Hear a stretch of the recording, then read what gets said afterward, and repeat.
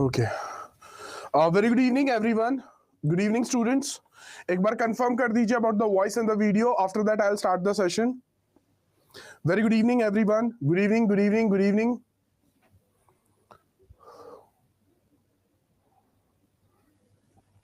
Good evening, good evening, good evening. चलिए जी, चलिए all clear है तो क्लास को स्टार्ट करते हैं.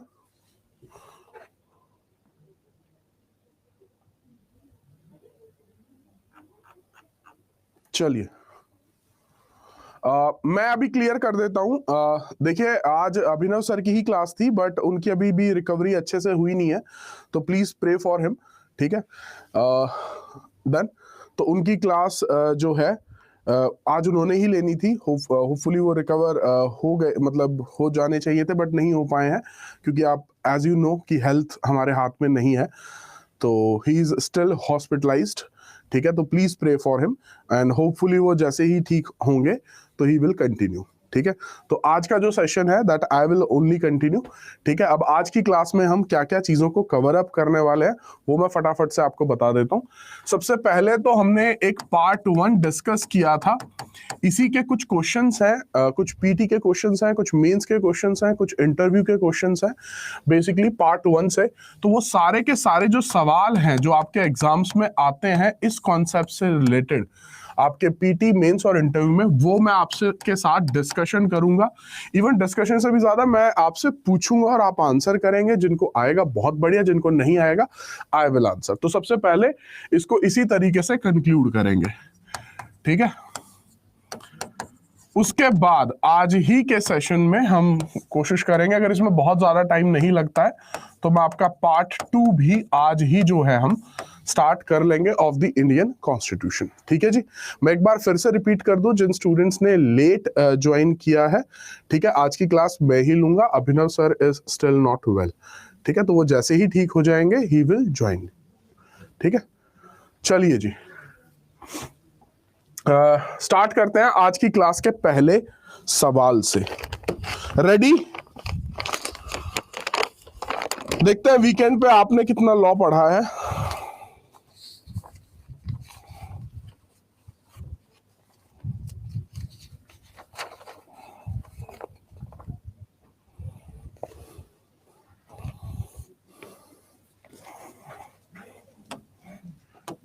इजी क्वेश्चन से स्टार्ट कर रहा हूं.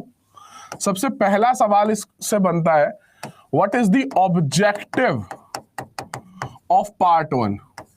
मतलब जब आप पार्ट 1 ऑफ द कॉन्स्टिट्यूशन पढ़ते हैं तो आपको पता क्या लगता है? अगर आप मुझे इसका आंसर सिर्फ एक लाइन में कुछ बोलना चाहें तो आप क्या आंसर देंगे? अगर इंटरव्यू में आपसे पूछते हैं कि what is the part 1 of the constitution of India, तो आप यूनियन एंड टेरिटरी का नाम लेंगे. क्या है यूनियन एंड टेरिटरी के बारे में, क्या ऑब्जेक्टिव है इस पार्ट 1 का, तो आपका आंसर क्या होगा? उसके बाद फिर मैं एक फाइनल आंसर आपको दूंगा, एक स्टैंडर्ड आंसर. फिर हम नेक्स्ट क्वेश्चन पे मूव ऑन कर जाएंगे. फटाफट.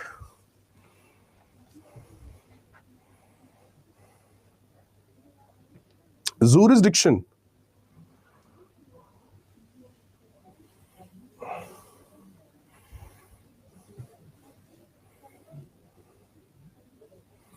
To make India a union of states. Formation of boundaries. काफी आधे अधूरे आंसर्स मुझे मिल रहे हैं. Bharat is union of states. काफी स्टूडेंट्स मुझे लग रहा है कि सवाल नहीं समझे हैं. ठीक है, चलिए जी, पहले मैं एक बार क्वेश्चन रिपीट कर रहा हूं, उसके बाद मैं आपको इसका आंसर दे रहा हूं. मेरा सवाल था ऑब्जेक्टिव क्या है पार्ट 1 का. आप पार्ट 1 का नाम मुझे बता रहे हो ज्यादातर students.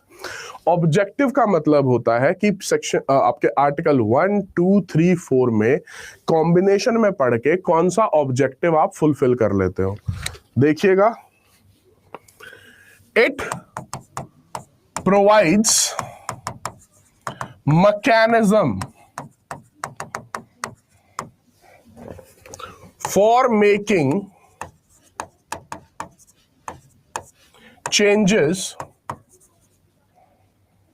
in constitution of states और यूनियन टेरिटरी ऑफ इंडिया। अब मुझे बताइएगा कि क्या आपके क्वेश्चन का आंसर इस पूरी स्टेटमेंट में हुआ या नहीं हुआ। ये एक मैकेनिज्म प्रोवाइड करता है, मैकेनिज्म जो कि किसके पास है, पार्लियामेंट के पास। अगर आपको इस क्वेश्चन को और आगे स्ट्रेच करना हो आंसर को, मैकेनिज्म किसके पास है, पार्लियामेंट के पास है। किस चीज का मैकेनिज्म, अगर आपको कुछ भी चेंजेस करने हैं, कोई भी बदलाव करने हैं, ठीक है जी, किसमें, आपको अपनी स्टेट्स या यूनियन टेरिटरी में, किसकी स्टेट्स किसकी union territory, union of India की। तो आई होप बहुत ही सिंपल शब्दों में मैंने अपना सवाल और जवाब खत्म कर लिया।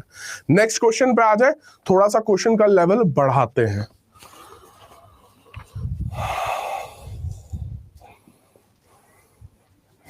सेकंड क्वेश्चन सुनिएगा आप, क्वेश्चन नंबर 2। ये आपके PYQs हैं सारे के सारे। क्वेश्चन नंबर 2 ये कहता है, टेरिटरी ऑफ इंडिया और यूनियन ऑफ इंडिया, क्या इन दोनों टर्म्स में कोई डिफरेंस है या ये सेम है। अगर सेम है तो सिर्फ आपको सेम लिखना है, और अगर डिफरेंस है तो क्या डिफरेंस है। आंसर इन द कमेंट्स फटाफट से।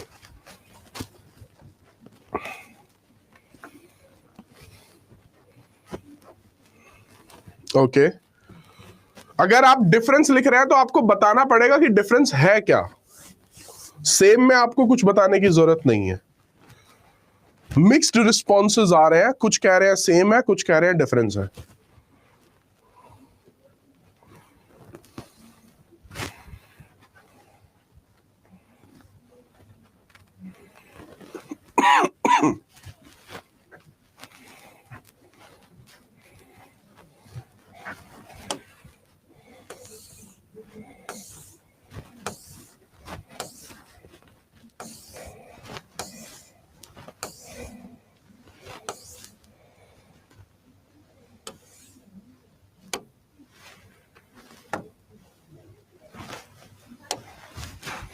आज मैंने बेयर एक्ट भी आपका यहां पर इंक्लूड किया है ताकि मैं आपको एज इट इज चीजें कुछ दिखा सकूं। आंसर कर दूं जी सेकंड क्वेश्चन का। कुछ स्टूडेंट्स ने करेक्ट आंसर भी दिया है, तो अपना आंसर यहां से मैच ऑन कर लीजिएगा, ठीक है। देखिएगा मेरा सवाल ये था, थोड़ा सा और जूम करना होगा आई थिंक।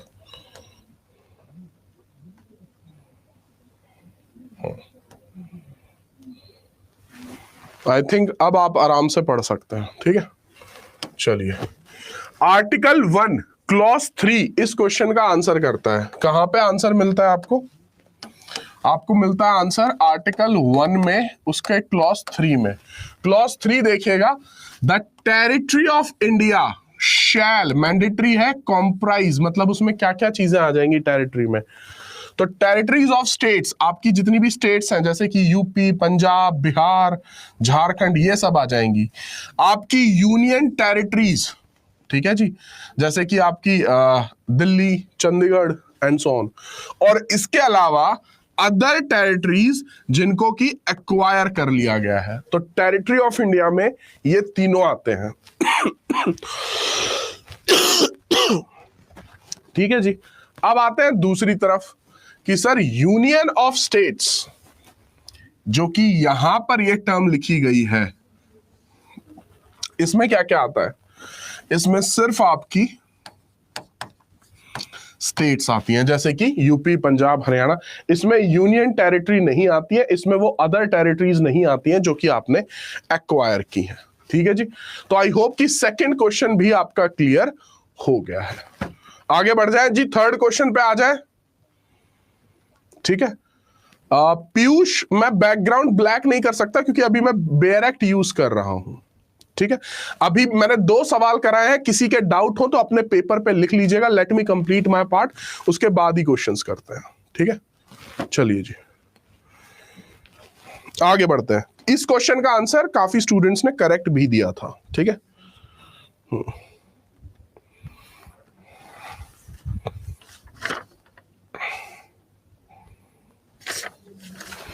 चलिए थोड़ा लेवल बढ़ाते हैं क्वेश्चंस का।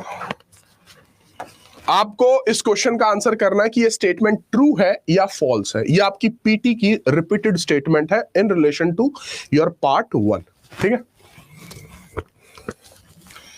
Country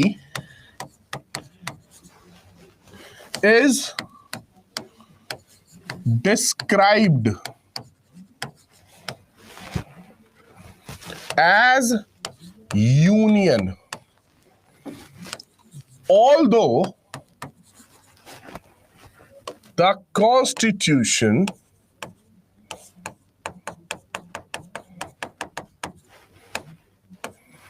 is federal in structure। पहले सवाल को ध्यान से समझिएगा, मैं हिंदी वाले स्टूडेंट्स के लिए इसकी हिंदी भी बोलूंगा। पहले सवाल को समझिएगा कि क्या ये स्टेटमेंट का मतलब है क्या। आपको आंसर करना है कि ये ट्रू है या ये फॉल्स है। सवाल आपसे पूछा जा रहा है कि हमने अपने देश को डिस्क्राइब किया है पार्ट 1 के अंदर कैसे, एज अ यूनियन। हमने अपने देश को डिस्क्राइब किया है एज अ यूनियन। ऑल्दो, हालांकि जो कॉन्स्टिट्यूशन है उसका स्ट्रक्चर फेडरल है इन स्ट्रक्चर। जैसे आपको याद होगा quasi federal in structure of the constitution of India मैंने भी आपको कराया था। तो अब आपको बताना है कि ये स्टेटमेंट ट्रू है या ये स्टेटमेंट फॉल्स है।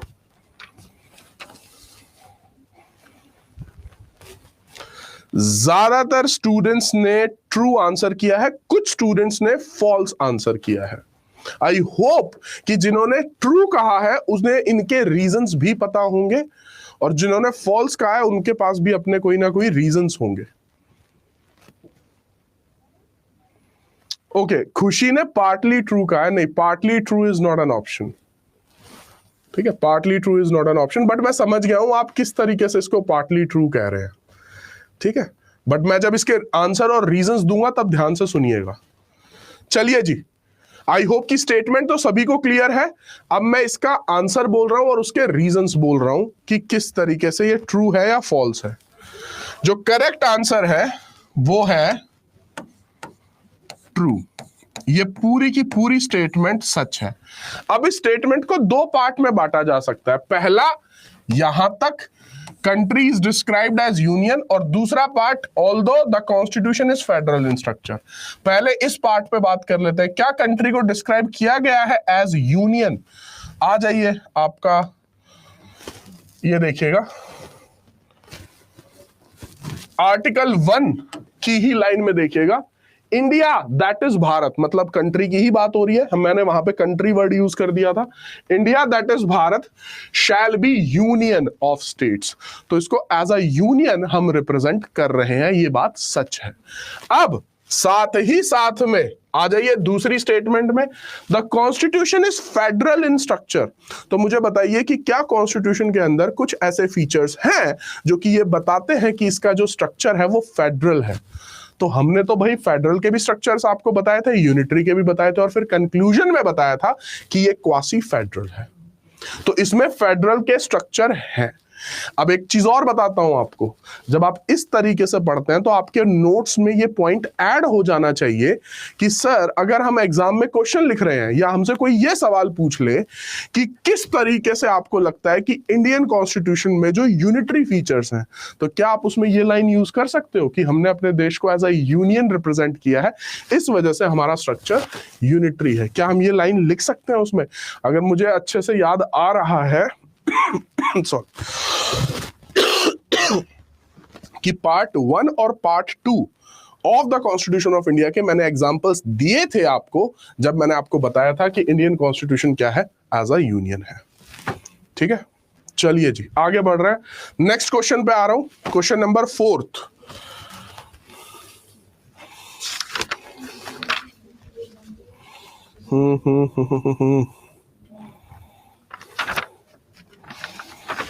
चलो, तो बहुत इजी है, मैं लिख भी नहीं रहा हूं, ऐसे ही पूछ लेता हूं। पार्ट 1 के साथ कौन सा शेड्यूल आप पढ़ते हो? मतलब ये तो मेरे को, मतलब ये तो क्या ही पूछूं मैं। ठीक है, हाँ जी, नेक्स्ट क्वेश्चन पे आते हैं फिर।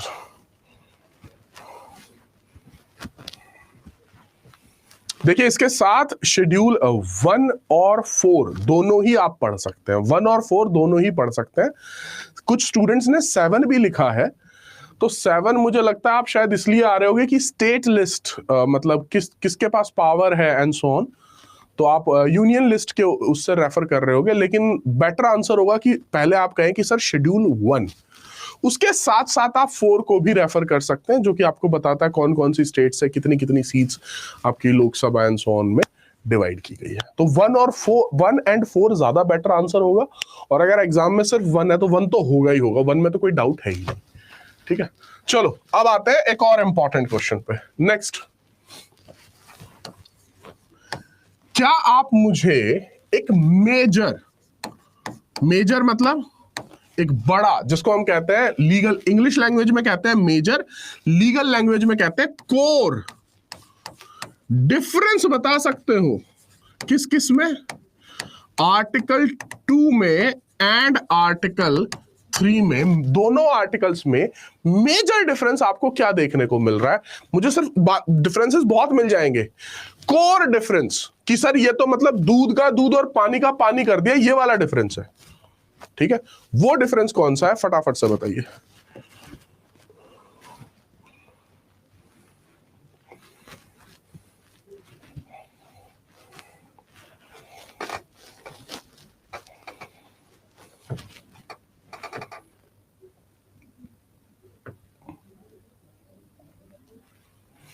आई नो कि इसमें आपको कंफ्यूजन होगा, दैट्स व्हाई मैं ये क्वेश्चंस पिकअप कर रहा हूं।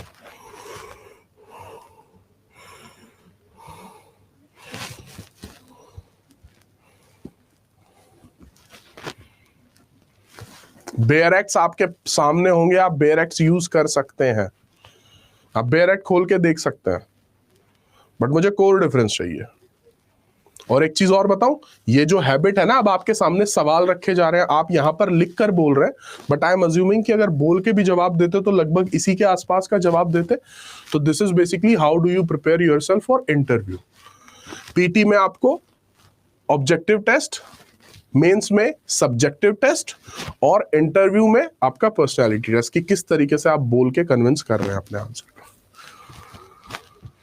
को। मनीषा बहुत बढ़िया, थोड़ा सा वर्ड्स आपके और बेटर हो सकते थे, लेकिन मनीषा आंसर आपका अच्छा है।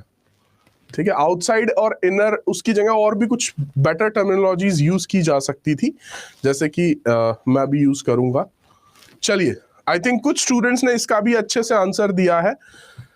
अलीजा बहुत, आई थिंक अलीजा हिंदी की स्टूडेंट है, क्योंकि उन्होंने लगभग हिंदी में जवाब दिया, बट जवाब उनका भी ठीक है। काफी स्टूडेंट्स का आंसर ठीक है। अब मेरा आंसर सुनिएगा और उसके रीजन सुनिएगा, ठीक है, इंपॉर्टेंट है ये।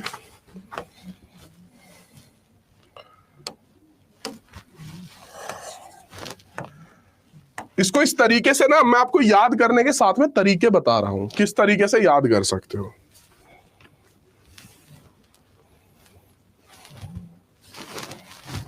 External, internal. अब शायद यहां पे आपको आईपीसी, अगर आप में से किसी ने पढ़ा हो तो इंट्रा टेरिटोरियल, एक्स्ट्रा टेरिटोरियल याद आए, सेक्शन नंबर 2 और सेक्शन नंबर 3। क्या जमीन आसमान का फर्क है आईपीसी में? उसी तरीके से ये भी आर्टिकल 2 और 3 बात करता है। आर्टिकल 2 जब आप पढ़ते हो, ध्यान से देखिएगा, आर्टिकल 2 जब आप पढ़ोगे, मैं यहां पर आपके सामने एक बार जूम भी कर देता हूं।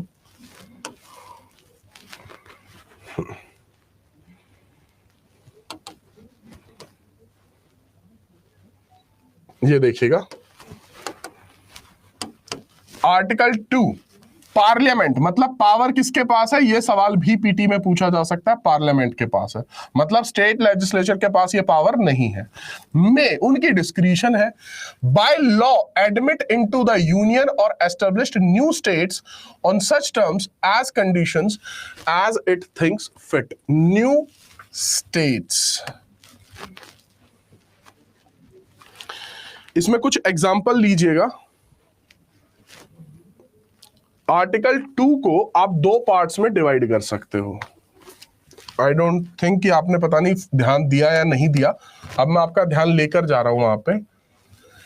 एडमिट इनटू यूनियन, एक तो इसको अंडरलाइन करो, बीच में है और, उसके बाद है एस्टेब्लिश। क्या इन दोनों में फर्क है? कुछ अलग अलग सिचुएशन के बारे में बात कर रहा है ना। पावर पार्लियामेंट के पास है, या तो एडमिट इनटू द यूनियन और establish new states on such terms as it conditions think fit. Example लेते हैं इसका। एडमिट इनटू यूनियन,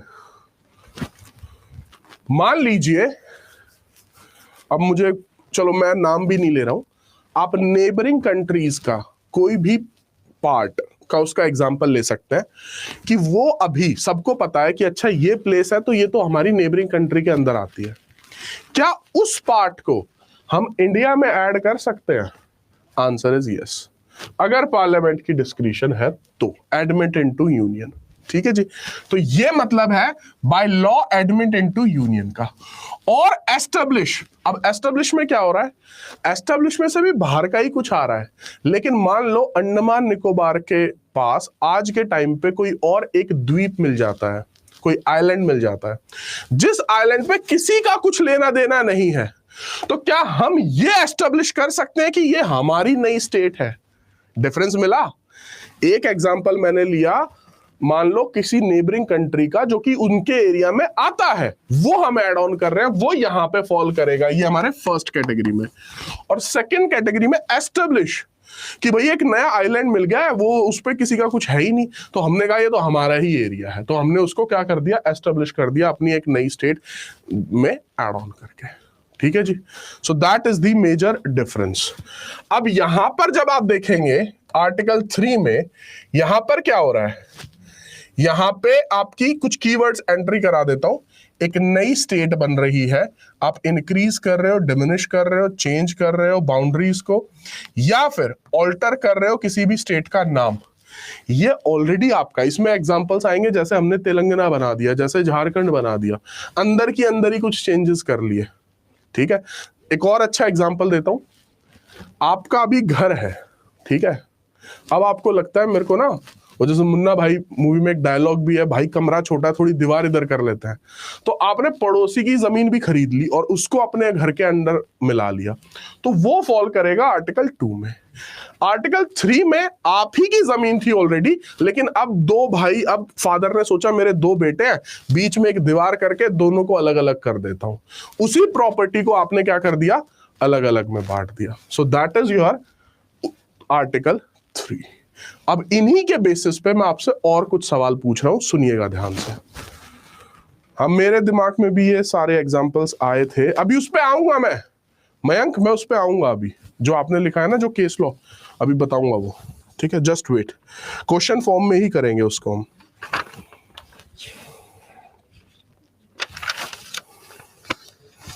सबसे इंपॉर्टेंट क्वेश्चंस मेंस का, बहुत ही ज्यादा important question.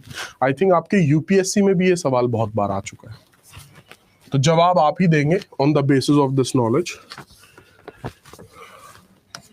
India is indestructible union of destructible state। बताइए जी, क्या ये स्टेटमेंट करेक्ट है या इनकरेक्ट है? फटाफट से, और आपके पास रीजंस भी होने चाहिए।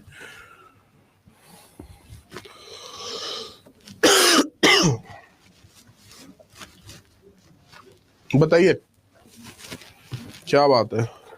आई थिंक कि सभी का आंसर अभी तक करेक्ट है।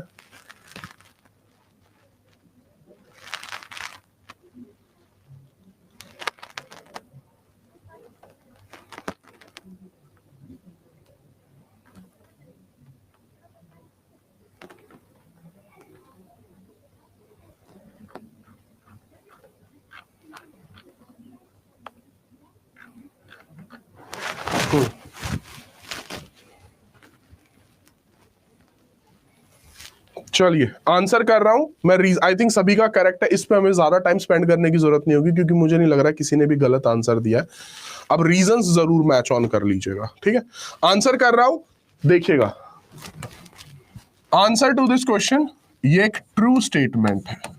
और आपसे कोई पूछ ले रीजन दीजिए, इंडिया इज इंडेस्ट्रक्टेबल यूनियन, इसका मतलब पता है क्या है? ये हम आर्टिकल 1 में पढ़ते हैं, यूनियन ऑफ स्टेट्स। कहां पे? इसका रीजन आएगा यूनियन ऑफ स्टेट्स। अब सर ये यूनियन ऑफ स्टेट्स जो हम बोल देते हैं आर्टिकल 1 में, बहुत इंपॉर्टेंट टर्म है। और अगर मैं इसी के साथ एक और टर्म लिख दूं, फेडरेशन ऑफ स्टेट्स, क्या इन दोनों कॉन्सेप्ट्स में कोई डिफरेंस होगा या सेम ही है? तो याद रखिएगा इन दोनों में डिफरेंस होगा। हम जो है यूनियन ऑफ स्टेट्स है, हम फेडरेशन ऑफ स्टेट्स नहीं है। फेडरेशन ऑफ स्टेट्स है यूएसए। फेडरेशन ऑफ स्टेट्स का मतलब होता है, मान लो एक देश मेरा है, एक आपका है, एक किसी और का है, और हम तीनों ने मिलकर बना लिया, लेकिन कल को मेरा मन करेगा भाई मेरा तुम दोनों से नहीं बन रही है, मैं अलग हो जाऊंगा। That is federation of states, मतलब हम अलग हो सकते हैं जब भी हम चाहेंगे। यूनियन ऑफ स्टेट्स जैसे कि इंडिया, अब कल को अगर कोई भी हमारी स्टेट एमपी कहने लग जाए कि हम तो जी अलग देश बनाएंगे, हमारा देश का नाम होगा मध्य प्रदेश और हमारा इंडिया से कोई लेना देना नहीं होगा, तो उनका वो नहीं हो सकता क्योंकि हम यूनियन ऑफ स्टेट्स है। ये कहां पे लिखा हुआ? आर्टिकल 1। तो पहली स्टेटमेंट करेक्ट है, India is indestructible union of destructible state, मतलब आपकी स्टेट की क्या बाउंड्रीज, जब हम बात करते हैं आर्टिकल 3 पे, आर्टिकल 3 याद आया किसी को? क्या हम एक नई बाउंड्री बना सकते हैं आपकी स्टेट में? जैसे अब तेलंगाना बन गया, झारखंड बन गया, तो क्या ये डिस्ट्रक्टेबल है स्टेट कि आपका कुछ पार्ट इधर ले लिया, कुछ पार्ट से आपको ये दे दिया एंड सो ऑन?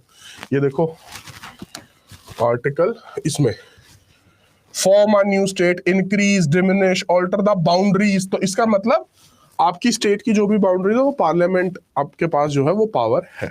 ठीक है जी, आई थिंक ये क्लियर हो गया। I can move to the next question.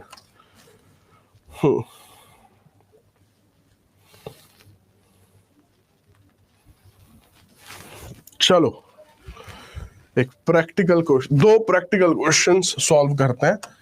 ये दोनों अब आपको जो कराने जा रहा हूं लैंडमार्क जजमेंट्स है इन्हीं टॉपिक्स पर, तो एक एक करके डिस्कस करेंगे। ठीक है, क्योंकि अब आपने लॉ पढ़ लिया है तो आपसे एक्सपेक्ट किया जाता है कि आपको इन चीजों के बारे में पता होना चाहिए। और ये जो मैं कराने वाला हूं ना, ये सबसे फन पार्ट होता है लॉ पढ़ने के बाद। ठीक है, सुनिएगा।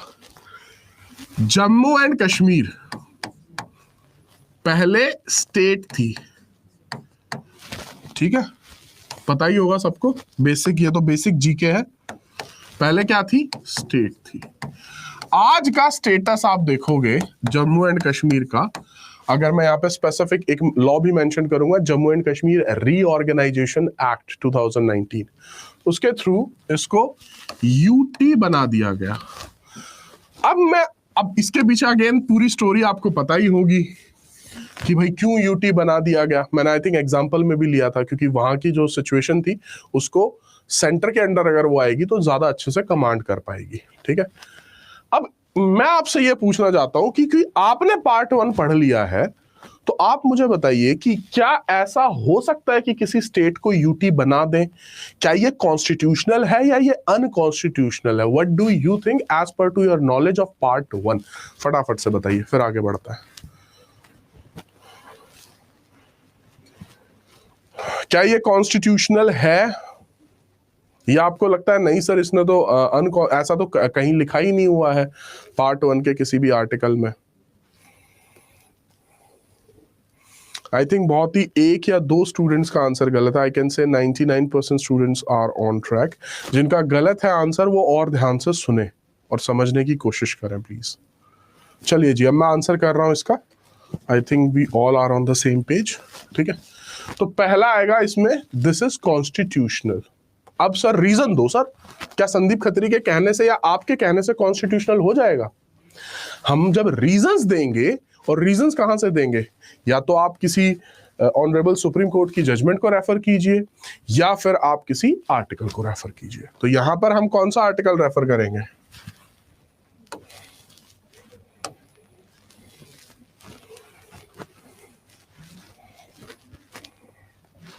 ये देखिएगा, फॉर्म अ न्यू स्टेट, इसको पढ़ते हैं एक बार, पूरा ही पढ़ेंगे। किसके पास पावर है? पार्लियामेंट के पास पावर है। वो कैसे कर सकता है? कानून बनाकर। कौन सा कानून बनाया था? Jammu and Kashmir reorganisation act बनाकर। क्या कर सकता है? एक नई स्टेट बना सकता है bye separation of territory from any state और बाय यूनाइटिंग टू और मोर स्टेट्स। मतलब पहला लिखा हुआ है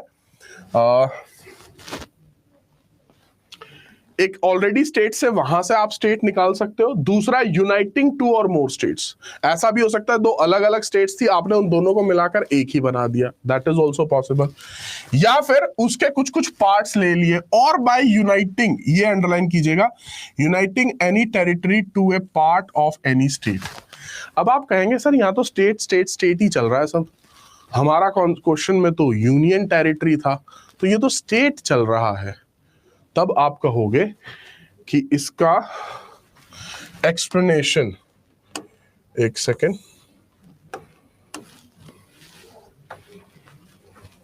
ये देखिएगा, explanation 1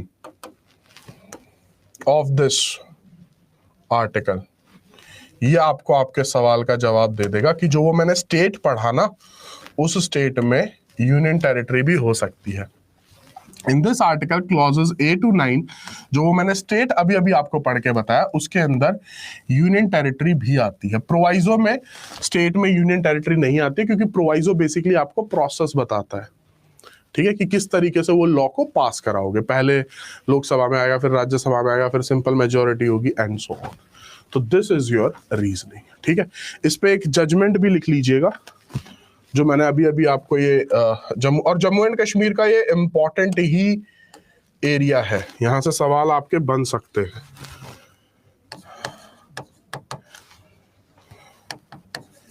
article 370 of constitution 2023 supreme court, ठीक है जी।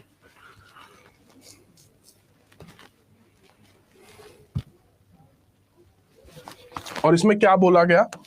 सुप्रीम कोर्ट ने इसमें बोला कि पार्लियामेंट क्या कर सकती है, हैज द पावर, क्या पावर है जी, to carve out a union territory, एक यूनियन टेरिटरी निकाल सकती है, कहां से? From a state. और रेफरेंस आप दे सकते हो यहां पे आर्टिकल 3 का। नेक्स्ट क्वेश्चन पे आए। अब नेक्स्ट क्वेश्चन सुनिएगा, वो भी एक जजमेंट से रिलेटेड ही है। आर्टिकल 3 आपके सामने होगा, उसे आराम से पढ़िए और मुझे बताइए कि क्या हम आर्टिकल 3 के अकॉर्डिंग इंडिया की कोई टेरिटरी ऑलरेडी जो हमारी मतलब स्टेट या यूनियन टेरिटरी है, क्या उसको किसी और कंट्री को दे भी सकते हैं?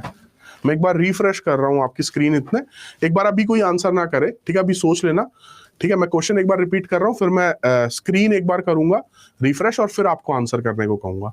मेरा सवाल है कि क्या इंडिया अपनी किसी स्टेट या यूनियन टेरिटरी के किसी भी प्लेस को क्या किसी और को भी देश को दे सकता है एज पर टू आर्टिकल 3? मैं एक बार रिफ्रेश कर रहा हूं आफ्टर।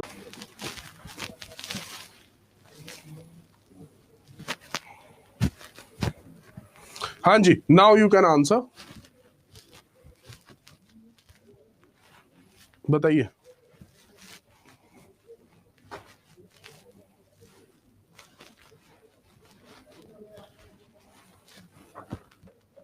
मेरा सवाल बहुत ही सिंपल था।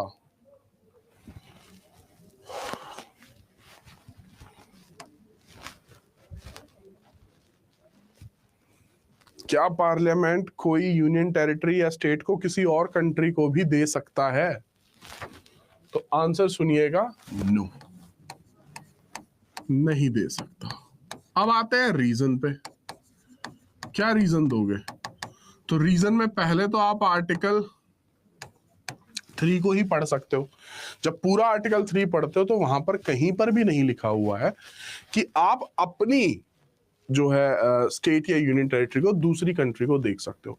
जो जहां पर लिखा हुआ आप इंक्रीज कर सकते हो, डिक्रीज कर सकते हो, वो अपने ही, ऐसा हो सकता है कि महाराष्ट्र में कुछ ज्यादा एरियाज डाल दिए और एमपी में कुछ कम डाल दिए, लेकिन ऐसा नहीं होगा कि आप बिल्कुल ही मतलब आपने किसी और कंट्री को दे दिया। इसमें रीजन में आता है आपका एक लैंडमार्क जजमेंट, लिखिएगा।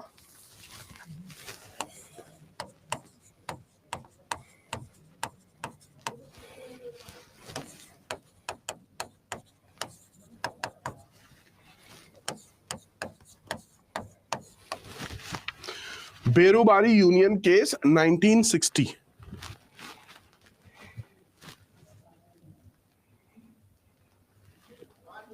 ठीक है जी।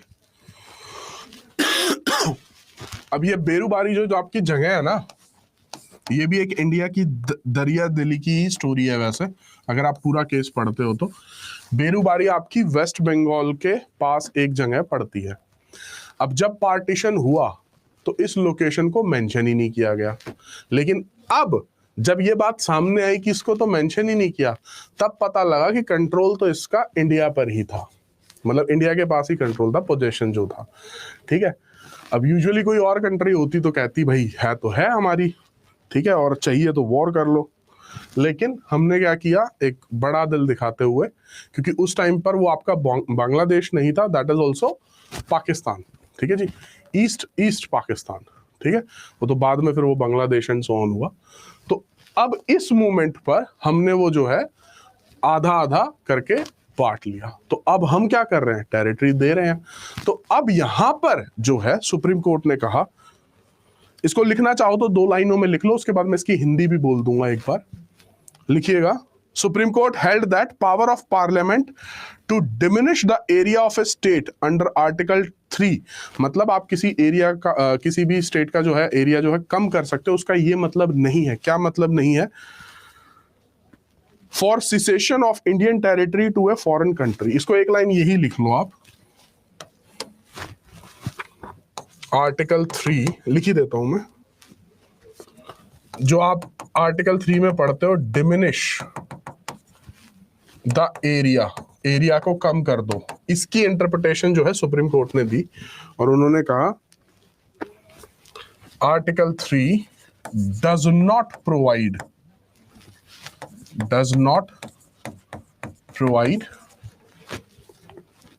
फॉर सिसेशन, नहीं स्पेलिंग गलत I think,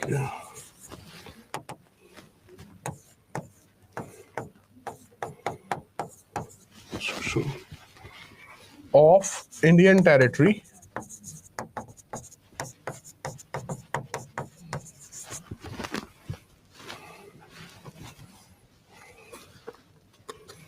of foreign country. ठीक है जी, हिंदी में भी एक बार बोल देता हूं। आर्टिकल 3 में जो डिमिनिश द एरिया, कि एरिया को कम कर सकते हो, उसका ये मतलब नहीं है। क्या मतलब नहीं है? कि आप अपनी इंडियन टेरिटरी का पार्ट किसी फॉरेन कंट्री को दे दो, दैट्स इट। ठीक है। इसी के साथ साथ आप चाहो तो इसी में एक और चीज भी पढ़ सकते हो। ये बांग्लादेश के साथ जो हमने लैंड एग्रीमेंट किया था, ये कौन सी कॉन्स्टिट्यूशनल अमेंडमेंट थी? कोई याद दिलाएगा? आई थिंक कुछ स्टूडेंट्स ने तो लिखा भी है। मेहदी हसन मुर्तजा, 100th अमेंडमेंट, बहुत बढ़िया। तो आपका 100th अमेंडमेंट कह लो या 9th अमेंडमेंट कह लो, ये दोनों ही अच्छे एग्जाम्पल बनते हैं इन आर्टिकल्स के, आर्टिकल 9 भी और आर्टिकल 100 भी। ठीक है जी, नेक्स्ट क्वेश्चन पे आ जाए।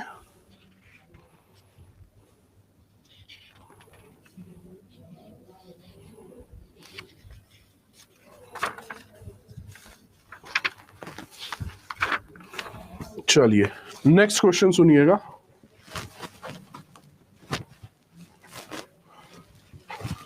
अगर आप आर्टिकल 2 या फिर आर्टिकल 3 इनको यूज करके क्या करते हो, अमेंडमेंट करते हो, किसमें? शेड्यूल 1 में एंड शेड्यूल 4 में। तो ये जो अमेंडमेंट है, क्या ये अमेंडमेंट आर्टिकल 368 की ही अमेंडमेंट मानी जाएगी? मैं सवाल दोबारा एक बार रिपीट कर रहा हूं, सवाल सुनिएगा ध्यान से। आप आर्टिकल 2 या आर्टिकल 3 को यूज करके अपनी कोई भी यूनियन टेरिटरी या स्टेट को थोड़ा भी उसका नंबर ऊपर नीचे कर लेते हो, उसमें चेंजेस कर लेते हो, तो आपका शेड्यूल 1 और शेड्यूल 4 तो अमेंड होगा ही होगा। तो ये जो अमेंडमेंट है, क्या ये अमेंडमेंट आर्टिकल 368 वाली ही अमेंडमेंट है? फटाफट से आंसर दीजिएगा, यस और नो।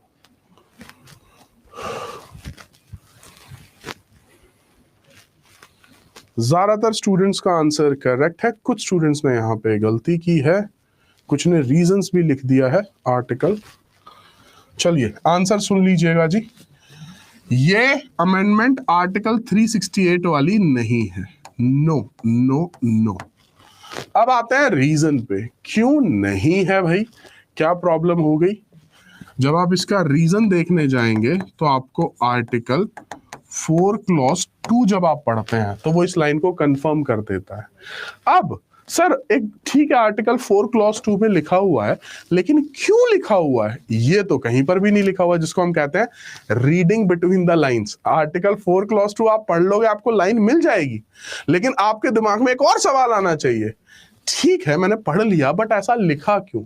उसका रीजन सुनिएगा, उसको भी यहां पर ऐड ऑन कर लीजिएगा, इससे आपके सवाल बनते हैं। इस वजह से किया क्योंकि आर्टिकल 368 के अकॉर्डिंग जब आप पढ़ेंगे तो अमेंडमेंट लाने के लिए आपको स्पेशल मेजॉरिटी की जरूरत होती है, ठीक है जी, आपका 2/3। लेकिन यहां पर अगर आप अमेंडमेंट कर रहे हैं तो वो अमेंडमेंट आप सिंपल मेजॉरिटी से भी कर सकते हैं। और क्योंकि जो काम सिंपल मेजॉरिटी से हो सकता है, मतलब अगर बिना उंगली टेढ़ी किए घी निकल सकता है, तो उंगली टेढ़ी करने की जरूरत है? Answer is no.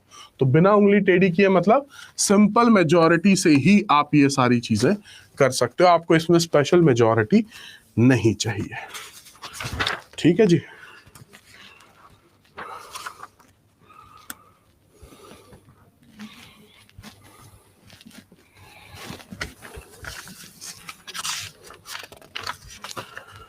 कुछ फैक्चुअल इंफॉर्मेशन है इस पार्ट के बारे में, ये भी आपके एग्जाम का पार्ट बन चुकी है, सुनिएगा। अच्छा सवाल भी है, ये आपसे पूछता हूं। धार कमीशन, देखो कॉन्स्टिट्यूशन में ना इतने कमीशंस हैं, मतलब इंपॉर्टेंट कमीशंस को भी देखने जाए ना तो उसकी लिस्ट भी बहुत बड़ी बन सकती है। और द सैड पार्ट है कि ये एग्जाम में भी पूछते हैं, तो मतलब कुछ कर नहीं सकते हैं। और यहाँ पे मोर ओवर आपको रट्टाफिकेशन ही काम आती है कि भाई कौन सा कमीशन था, तो मतलब धार कमीशन है तो मतलब जो बंदा चेयरमैन होगा उसका सरनेम धार होगा, यूजुअली ऐसे ही होता है, ठीक है। जैसे आपने जस्टिस वर्मा कमेटी, बहुत वो सबको ही पता होता है, 2013 क्रिमिनल लॉ अमेंडमेंट, ठीक है। तो अब ये है, अब अगेन मतलब मेरे को भी पसंद नहीं है, बट एज एन एजुकेटर मुझे भी कराना होगा, एज अ स्टूडेंट आपको भी इग्नोर नहीं कर सकते।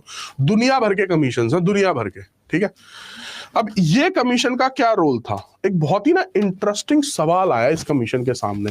मतलब इस कमीशन का जो क्या कहते हैं उसको बनाया गया था, जो फॉर्म किया गया था कमीशन, वो किस वजह से किया गया था? इनको ये बोला कि क्या ये पॉसिबिलिटी हो सकती है कि जो हम स्टेट्स बना रहे हैं वो हम लैंग्वेज के बेसिस पे बना दें, जैसे कि पंजाब में पंजाबी, महाराष्ट्र में मराठी, ठीक है, और कौन कौन से उड़ीसा में उड़िया, ठीक है। मतलब अगर रीजनल लैंग्वेज के बेसिस पे, अब इनका कहना ये था, समझने का ज्यादा है ये, कि अगर एक स्टेट की अभी बाउंड्री ये है, ठीक है, जस्ट अज्यूम कर लो कि ये कोई स्टेट है, लेकिन इस स्टेट में जो लैंग्वेज बोली जाती है वो यहां पर भी बोली जाती है, तो क्यों ना ऐसा करें, इन दोनों को मिलाकर एक ही स्टेट बना दें। तो क्या हमें ऐसा करना चाहिए? एक ऑप्शन तो ये था, और दूसरा ऑप्शन ये था कि हमें सिर्फ अपने एडमिनिस्ट्रेटिव एक्शंस देखने चाहिए। बहुत अच्छा एग्जांपल देने वाला हूं, ध्यान से सुनना। एक तो ये हो गया भाई, दो ये तो हमारी स्टेट है ही, ये किसी और का पार्ट है, लेकिन यहाँ पे ज्यादातर लोग वही लैंग्वेज बोलते हैं जो यहाँ से बोलते हैं, ठीक है। एक ऑप्शन तो या तो ये चूज कर ले, या फिर हम ये देखें कि एडमिनिस्ट्रेटिव एक्शंस किस तरीके से बेटर लिए जा सकते हैं। अब जब ये कमीशन बना ना, तो इन्होंने कहा कि आप इसको तवज्जो, मतलब इसको इंपॉर्टेंस मत दो। क्यों नहीं दे इंपॉर्टेंस, क्यों नहीं इंपॉर्टेंस दे? इन्होंने कहा, धार कमीशन ने, कि आप इसको इंपॉर्टेंस दीजिए अपने एडमिनिस्ट्रेटिव, ठीक है, आप अपने एडमिनिस्ट्रेटिव एक्शंस को कितने बेटर तरीके से ले सकते हैं वो ज्यादा इंपॉर्टेंट है। अब जब मैंने ये पढ़ा, again to be very honest, मैंने ये कमीशन की रिपोर्ट नहीं पढ़ी है, लेकिन ये पढ़ने के बाद मेरे दिमाग में 2-3 चीजें आई और मैं एग्री कर गया कि धार कमीशन सही कह रहा है। कैसे? जो मेरे दिमाग में है, ये अगेन कमीशन में नहीं था, ये मैंने समझा इस इंटरप्रिटेशन से। मान लीजिए यही 2 स्टेट है, अब ये किसी और स्टेट का पार्ट है, ये किसी और स्टेट का पार्ट है। आपने जब इंडिया का नक्शा देखा तो आपने यही देखा होगा ना कि सर अगर एक स्टेट है तो ये है, एक स्टेट है तो ये है, एक स्टेट है तो ये है। क्या ऐसा होता है कि ये भी एक स्टेट है और ये जो है ये भी, ये दोनों एक ही स्टेट है, पर बीच में यहां पर और भी स्टेट्स आ गई है? क्या ऐसा होता है? जो कि यहां पर कहने की कोशिश की जा रही थी। तो आंसर आया नहीं होता है। अगर ऐसा होगा तो प्रॉब्लम आ सकती है, ऑब्वियसली आपके एडमिनिस्ट्रेटिव एक्शंस में प्रॉब्लम आएगी। और सबसे बेस्ट एग्जांपल सुनो, पाकिस्तान, जो आपका ईस्ट पाकिस्तान और वहां पर वो आपका पाकिस्तान, ये दोनों अलग होने के मेजर रीजंस क्या थे? अगर बीच में से रास्ता होता, अब वो एक अलग डिबेट है कि सर वो भी देने ही लग गए थे, ठीक है, कुछ कहते हैं नहीं दे रहे थे, कुछ कह रहे थे दे रहे थे, हम उसमें हिस्ट्री में नहीं जाएंगे। बट आप देखो, अगर मतलब मेरी कंट्री का एक पार्ट ये है, फिर दूसरा पार्ट वो है, क्या एडमिनिस्ट्रेटिव इश्यूज आएंगे या नहीं आएंगे? मतलब उसके टुकड़े करने तो मतलब कंपैरेटिवली इजी है, ठीक है। अब डिसीजन वहां बैठ के लोगे, इंप्लीमेंट वहां कराओगे, लोगों की आपको ground reality and so on, तो वो इश्यूज आएंगे। और धार कमीशन ने भी यही कहा। लेकिन इस कमीशन की रिपोर्ट आने के बाद भी हमारा पेट नहीं भरा और हमने एक और कमीशन बनाया जिसका नाम था जेवीपी कमीशन। एक और कमीशन बना जिसको भी यही काम दिया गया, जिसमें थे जवाहरलाल नेहरू, वल्लभ भाई पटेल, बहुत बड़े बड़े नाम हैं जी, जवाहरलाल नेहरू जी, वल्लभ भाई पटेल जी, और पताभी सीतारामैया जी, ठीक है। और इन तीनों ने भी कंफर्म किया कि भाई लैंग्वेज के पीछे इतना मत भागो, रीजन बीइंग हमें एडमिनिस्ट्रेटिव एक्शंस ही देखने चाहिए।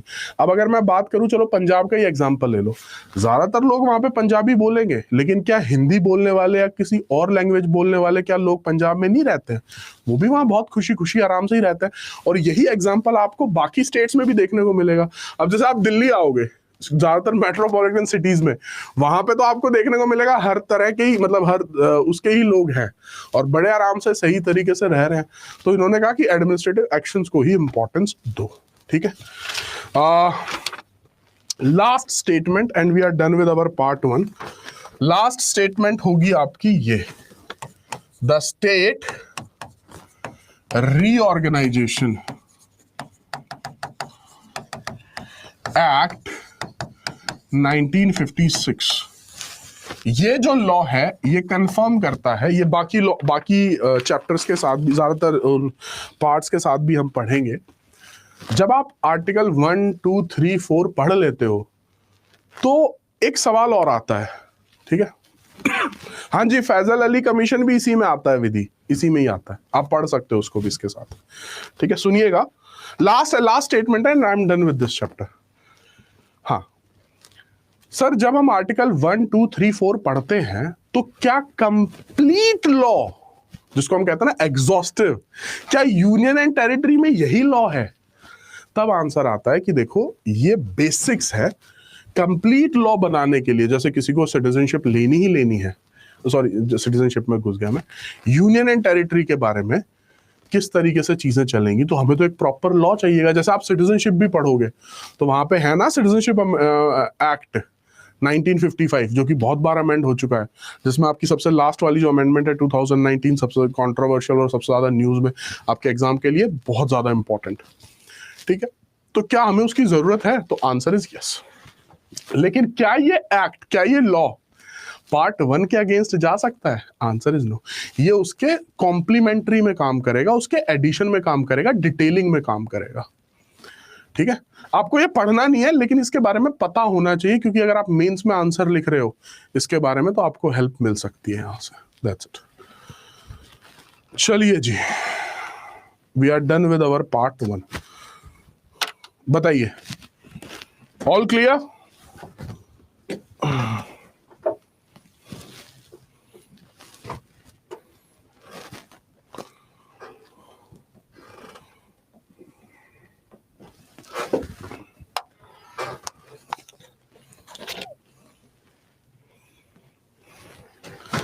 मंतशा, जो 100th अमेंडमेंट थी वो इस पार्ट में फॉल नहीं करेगी।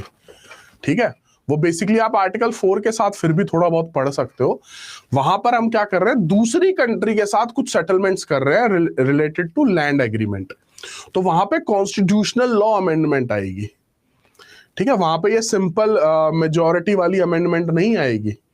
ठीक है, बल्कि आप आर्टिकल 4 के साथ ही पढ़ते हो कि जब भी आप किसी दूसरी कंट्री के साथ लैंड को ले दे रहे हो तो वहां पर आपको जो है स्पेशल मेजॉरिटी चाहिए। वो जो अमेंडमेंट होगी, वो जो 100th अमेंडमेंट आई या जो 9th अमेंडमेंट आई, वो कॉन्स्टिट्यूशनल अमेंडमेंट थी as per to article 368।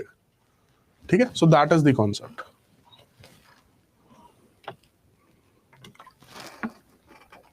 Ji, JVP commission में उन्होंने कंफर्म ही किया कि हाँ, जो उन्होंने कहा है धार कमीशन ने वो बिल्कुल ठीक ही कहा है। ठीक है,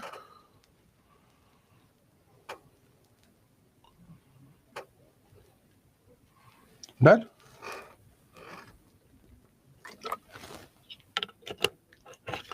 देखिए, प्लीज मुझसे ना ये सवाल मत पूछिए कि उन्होंने ये बताया था, उन्होंने ये बताया था। ठीक है, मेरे को जितना आता था, जो आता था मैंने आपको वो बता दिया है। ठीक है, मानना ना मानना वो आपके हाथ में है। ठीक है, मैं इस पे अब एम्फसाइज नहीं करूंगा कि भाई क्या है क्या नहीं है। ठीक है,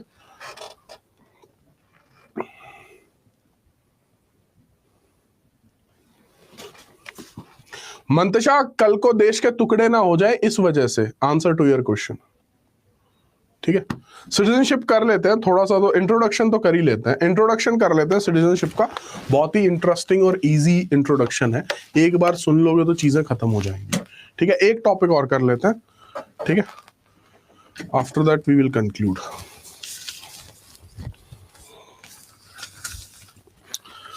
पांच से 10 मिनट की और मुझे अटेंशन दे दीजिए आप प्लीज। ठीक है, और वो सफिशिएंट होगी मेरे लिए। ठीक है, 5 से 10 मिनट सुनिएगा आप ध्यान से, उसके बाद I will take questions only. Part 2 का इंट्रोडक्शन स्टार्ट कर रहे हैं। सर, सिटीजनशिप, सबसे पहला बेसिक क्वेश्चन आता है, सर इसका मतलब ही क्या है, सिटीजनशिप होती क्या है? What is the meaning of this term citizenship? ठीक है, तो इट इज ए स्टेटस, अभी मैं बात करूंगा इसमें what do we mean by the term status of a person. ठीक है, recognised under law as being a legal member of sovereign state or belonging to nation। देखिए, मैं आपको बताऊं, पहले सिटीजनशिप का चैप्टर इतनी उसमें नहीं पढ़ाया जाता था, ऊपर ऊपर से 2-4 बातें बताई जाती थी और खत्म हो जाता था, क्योंकि ज्यादातर आपको पीवाईक्यू अगर आप देखोगे तो आपको क्वेश्चंस देखने को नहीं मिलते हैं।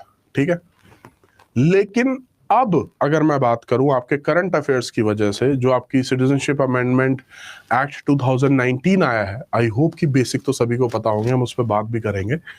उसके आने के बाद जो लहर आई है, डिबेट्स और ये और वो, अब जो समाज में चल रहा है, जो हमारे सोसाइटी में चल रहा है, जो देश में चल रहा है, वो बाय डिफॉल्ट आपके एग्जाम के लिए इंपॉर्टेंट हो जाता है। तो आपको ये पार्ट अच्छे से अपना रेडी करना होगा, स्पेशली अमेंडमेंट को लेकर, क्योंकि इंटरव्यू में, मेंस में आपसे सवाल पूछे जा सकते हैं। मतलब क्या है, ये एक स्टेटस है। मान लो संदीप खत्री का ही एग्जांपल ले लो। संदीप खत्री कौन है? इंडियन है। Who is Sandeep Khatri? Sandeep Khatri he is a Indian, ठीक है। अब ये मेरा स्टेटस है कि मैं इंडियन हूं, और ये स्टेटस किसका है? संदीप खत्री का, ऑफ ए पर्सन, जिसको रिकॉग्नाइज किसने किया है? लॉ ने, ठीक है। As being a legal member of sovereign state. मैं कहां का मेंबर हूं? एक लीगल मेंबर हूं एक सॉवरन स्टेट का, और बिलोंगिंग टू नेशन। तो हमारा तो सॉवरन स्टेट है या नहीं है? हम प्रीएम्बल में पढ़ चुके हैं दैट वी आर सॉवरन। तो हाँ, we are sovereign and belonging to nation, ठीक है जी। कुछ स्टेट आपके होते हैं जो सॉवरन नहीं होते हैं, तो क्या उनमें सिटीजनशिप नहीं होती है? उनमें भी सिटीजनशिप होती है, वो इस कैटेगरी में फॉल कर जाती है, बिलोंगिंग टू नेशन के उसमें, ठीक है। बहुत ही सिंपल भाषा में सिटीजन्स का मतलब होता क्या है, आगे सुनो भाई, ठीक है।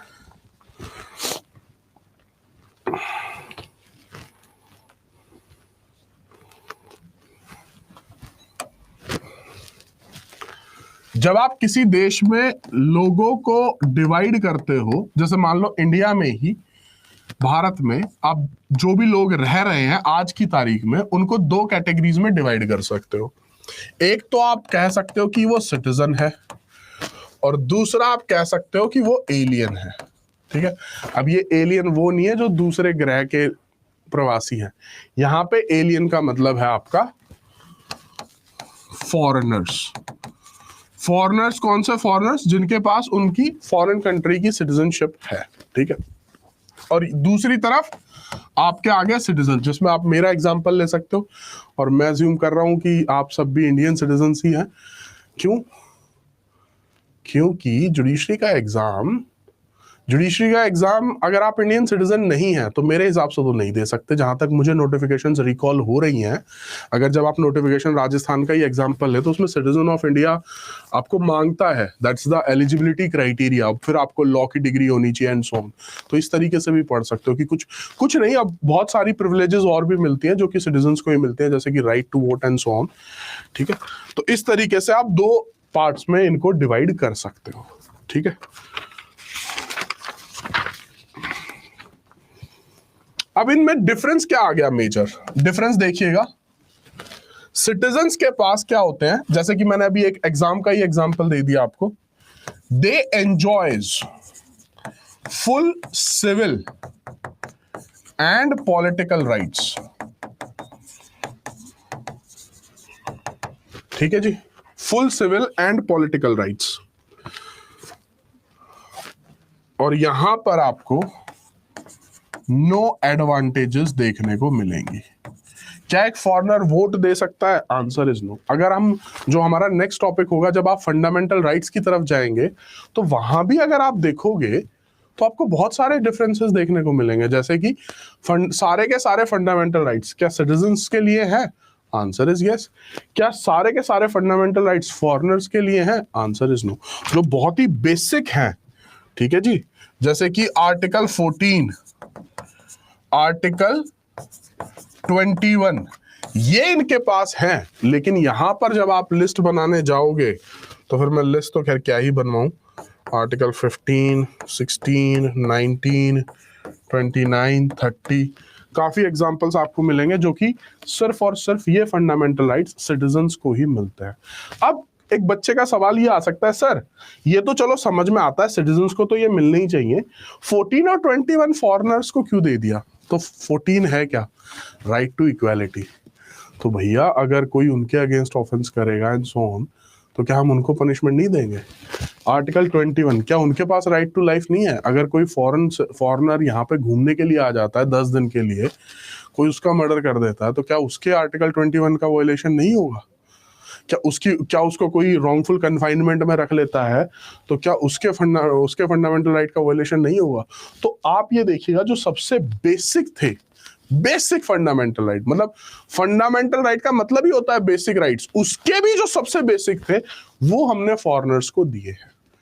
ठीक है, यही डिफरेंस है। अब मान लो एक फॉरेनर आए, वो कहे मुझे भी इंडिया में जज बनना है, ठीक है, तो क्या हम उसको बनाएंगे? Answer is no. या फिर और अच्छा एग्जांपल इसमें आएगा, जैसे कि हमारे देश का की जो सबसे इंपॉर्टेंट पोजीशंस हैं, प्रेसिडेंट, वाइस प्रेसिडेंट, जज ऑफ सुप्रीम कोर्ट, जज of high court, attorney general, governor of a state, advocate general of a state, तो ये जब सारे आप पढ़ेंगे तो इनमें भी आपको एक ही पॉइंट कॉमन मिलेगा कि सर बेसिक फर्स्ट क्राइटेरिया है कि भाई हमको तो क्या चाहिए, सिटीजन ऑफ इंडिया चाहिए, क्योंकि सिटीजन ऑफ इंडिया होगा तो ही तो आप देश के बारे में सोचोगे ना।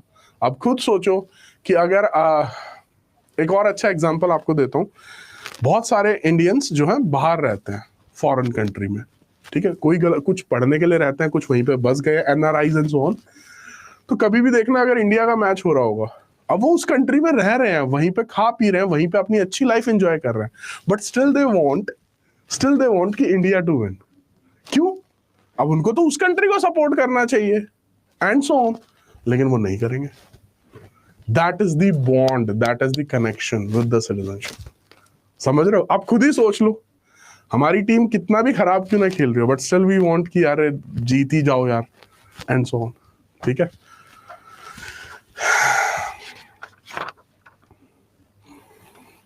चलिए, आई गेस आपका अच्छा इंट्रोडक्शन में प्रिंसिपल्स भी कर ही लो ये भी। अच्छा, एक चीज और है, सिटीजनशिप किन प्रिंसिपल्स पे दी जाती है? So there are two types of principles of citizenship. ये मैक्सिम्स है, नोट डाउन कर लीजिएगा कौन कौन से मैक्सिम्स हैं। जस्ट, सोली एंड जस्ट,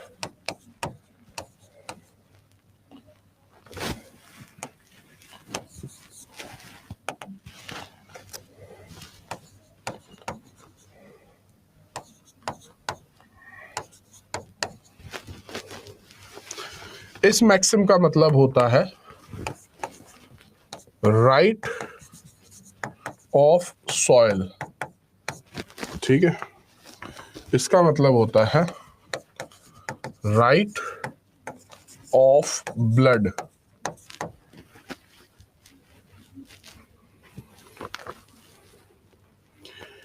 यहां पे आपको सिटीजनशिप मिली है क्योंकि आपका जन्म हुआ है, ठीक है, और यहां पे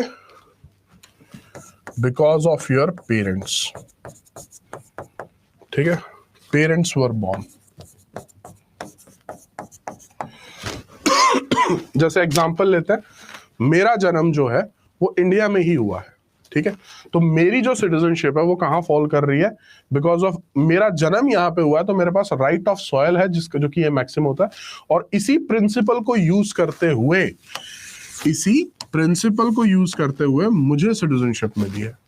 अब आ जाइए इधर इस तरफ, मान लीजिए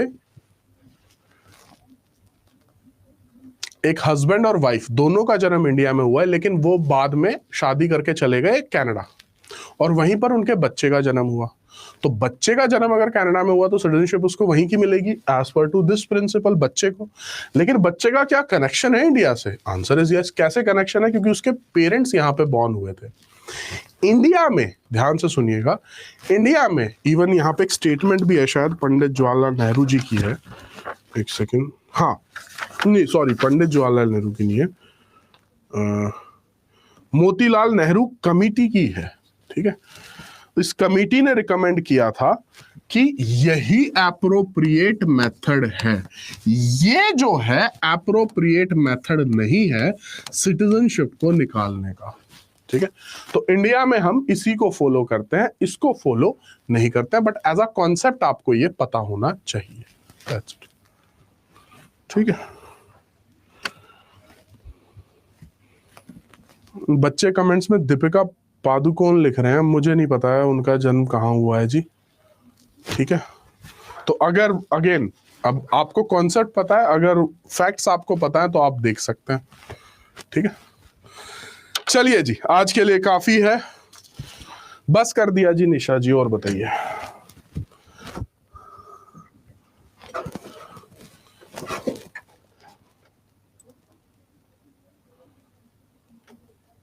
नहीं नहीं नहीं मंतशा, इसके लिए सिटीजनशिप होनी चाहिए।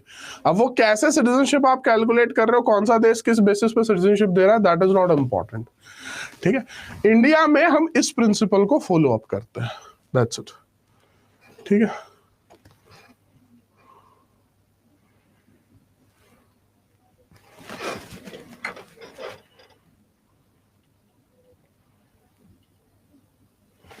पीयूष टंडन जी, मैं आईपीएल फॉलो नहीं करता हूं, नेवर।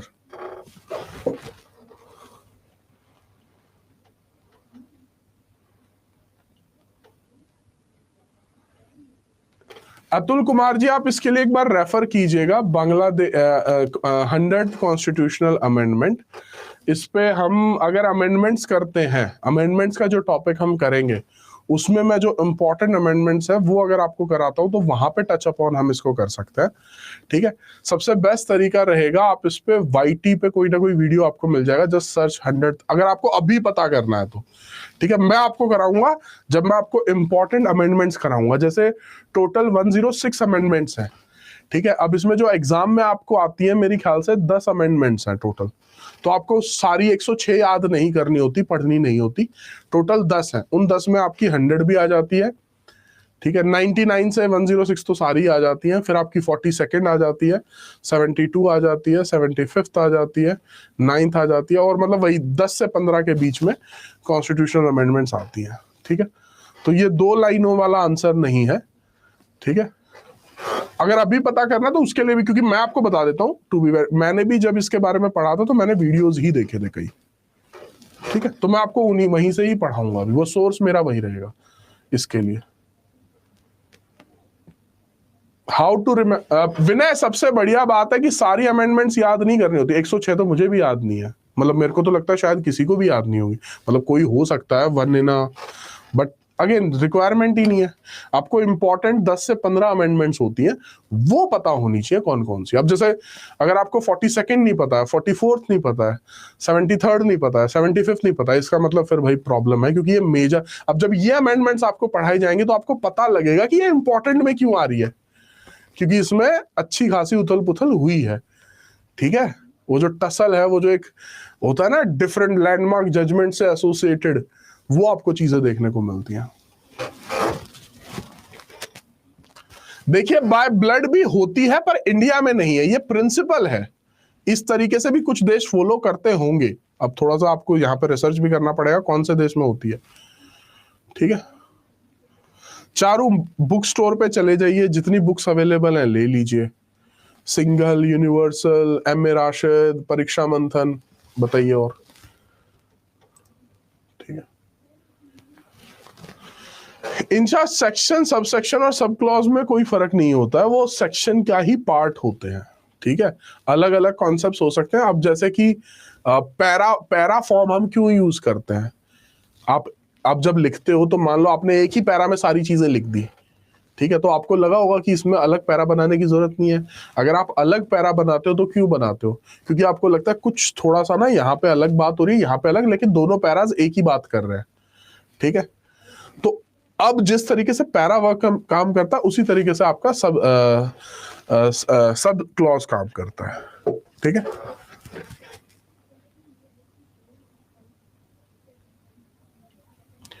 यस नहीं दिया जाता इस ग्राउंड पे, मैंने वहां पे क्रॉस किया हुआ है, वो देखो ऊपर क्रॉस किया हुआ है, नहीं दिया जाता है वैसे।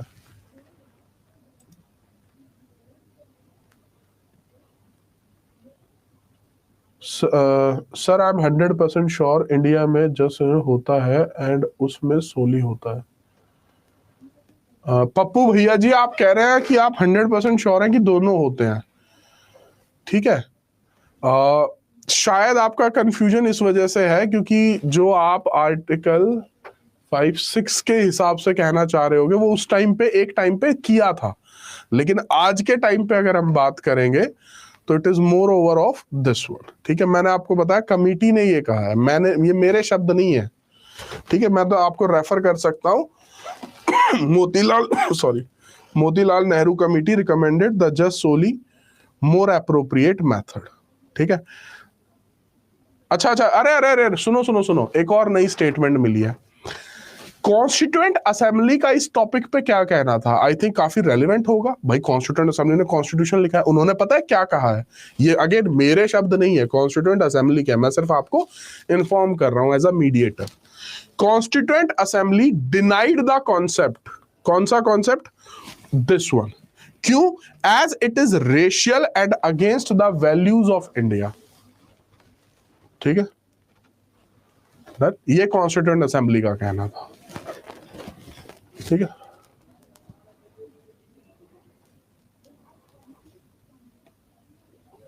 इट्स ओके पीयूष, आपको सॉरी बोलने की जरूरत नहीं है। आप क्लास में आते हो, आप सीखने आते हो, इट्स कंप्लीटली फाइन। मैं कभी भी अपनी क्लास में सॉरी रिकमेंड नहीं करता हूँ। आप सीखिए, ठीक है, आपसे हम भी सीखते हैं, ऐसा नहीं है कि मैं आपसे नहीं सीखता हूँ। हम अपने और आप मतलब सभी स्टूडेंट्स हैं। ठीक है, अब मान लीजिए आप में से किसी ने एक ऐसा सवाल पूछ लिया जिसका जवाब मुझे नहीं आता और मुझे ढूंढना पड़ा, तो फिर वो मुझे भी आ जाता है, फिर मैं बाद में स्टूडेंट्स को भी बता देता हूँ। तो इट्स अ लर्निंग प्रोसेस। अभी तक आपने, अब अगेन आप सारे भी लॉ स्टूडेंट्स हैं, तो इतना तो समझ में आ ही गया होगा कि सर लॉ ऐसा नहीं है कि 4 चीजें पढ़ी और खत्म हो गया। अब कॉन्स्टिट्यूशन एक ऐसा सब्जेक्ट है, अगर मैं पार्ट 1 का ही एग्जांपल लूं, अब आपको मान लो पार्ट 1 पे और केसेस पढ़ने हैं, तो क्या कमी है केसेस की? भाई दुनिया भर के केसेस हैं। कॉन्सेप्ट्स और पढ़ने हैं, कमी है? नहीं। लेकिन आपको एक जगह तो रुकना होगा ना कि भाई अभी एग्जाम के लिए पढ़ रहे हैं, हमें कॉन्स्टिट्यूशनल पंडित नहीं बनना है। ठीक है, so that is the thing.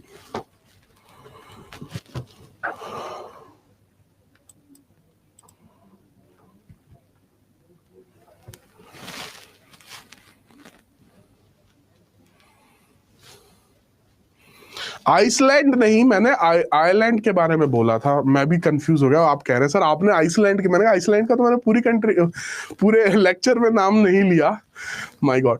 मैंने आइलैंड कहा था, या आइलैंड के अलावा कोई और भी जगह, कोई मान लो एक जंगल मिल जाता है आज, अब वो गूगल मैप में भी नहीं था वो जंगल, पर है इस धरती पे है और हमारे बिल्कुल आसपास ही है, तो हम क्या उसको, एंड अब वो किसी भी कंट्री के उसमें पार्ट में भी नहीं आ रहा, तो क्या हम ले सकते हैं उसको? बिल्कुल ले सकते हैं as per to our article 2।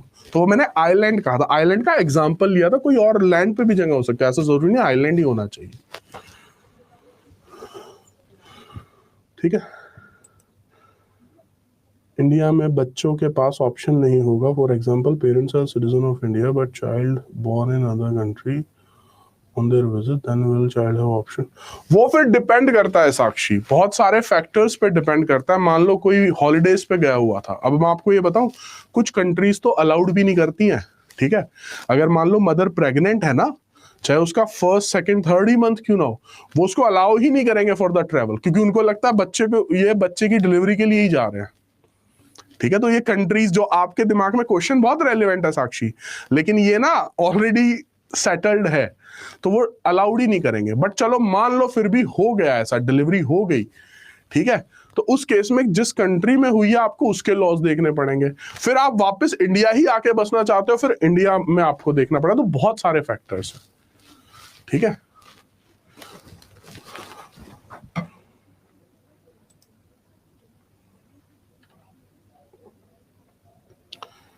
Sir East Pakistan and West Pakistan की तो लैंग्वेज भी डिफरेंट, कम्युनिकेशन। हाँ नहीं, फैक्टर्स जीनत बहुत सारे फैक्टर्स थे। मैं मतलब मेरा तो कंप्लीटली इसमें इंटरेस्ट है, तो मैंने बहुत सारी डॉक्यूमेंट्रीज देखी हैं, तो बहुत सारे फैक्टर्स थे। ठीक है, लेकिन ये क्योंकि मेरा इंटरेस्ट है, मैं इन वीडियोस को, डॉक्यूमेंट्रीज को ज्यादा देखता हूं, तो जब मैंने वो पढ़ा कॉन्सेप्ट, अब मैंने आपको बताया कि मैंने वो रिपोर्ट नहीं पढ़ी है, लेकिन वो जब मैंने 4 लाइनें पढ़ी ना, तो मेरा वहीं से कनेक्ट हुआ कि भाई ये बंगाली बोल रहे हैं, वो उर्दू बोल रहे हैं या पंजाबी बोल रहे हैं उधर ज्यादा लोग।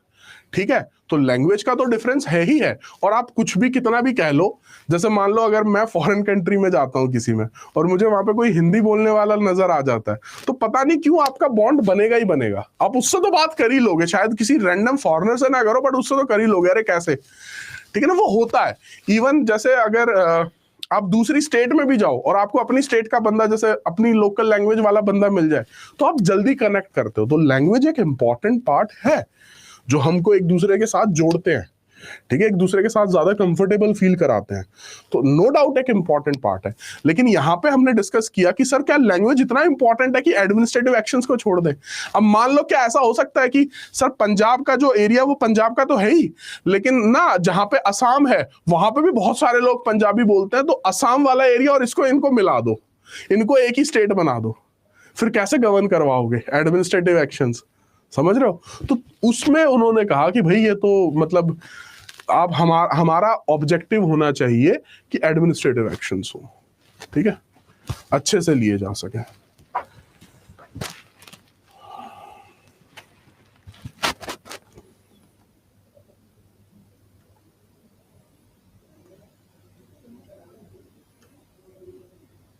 ठीक है, देखिए कौन से सब्जेक्ट्स मैं पढ़ाऊंगा अभी आदित्य मैं नहीं बता पाऊंगा, और reason being the management will decide that, ठीक है। अदनान, शेड्यूल 8 में कितनी लैंग्वेजेस हैं?